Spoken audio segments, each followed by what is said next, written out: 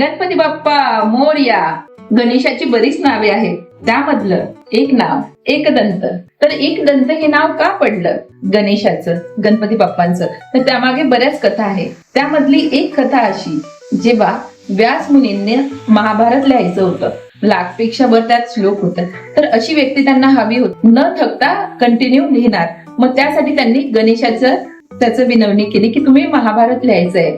तर मग तेव्हा अट आली की काय, तर जे व्यासमुनी श्लोक सांगतील तो अर्थ समजूनच लिहिला पाहिजे.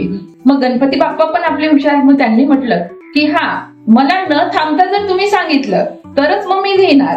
मग दोघांच्या अट तयार झाल्या. मग त्यानंतर महाभारत लिहिलं गेलं. तर काय झालं, महाभारत लिहिताना जी त्यांची लेखणी होती गणेशाची ती तुटली. मग आता काय होणार की जी त्यांची अट आहे ती भंग होणार, की तो थांबला तर कसं चालेल. म्हणून गणपती बाप्पाने काय केलेलं की आपला एक दात जो आहे तो तोडला आणि तो शाईमध्ये बुडवून त्याने महाभारत संपूर्ण केलं. म्हणून त्यांचा एक दात तुटलेला आहे, म्हणून त्यांना एकदंत सुद्धा त्यांचं नाव पडलेलं आहे. गणपती बाप्पा मोरया. मी सौ प्राची मलमकर, वास्तुशास्त्र, न्यूमरोलॉजी आणि आध्यात्मिक मार्गदर्शक. भेटूया पुढच्या वेळेला अशाच अजून दुसऱ्या कहाणीसोबत. धन्यवाद.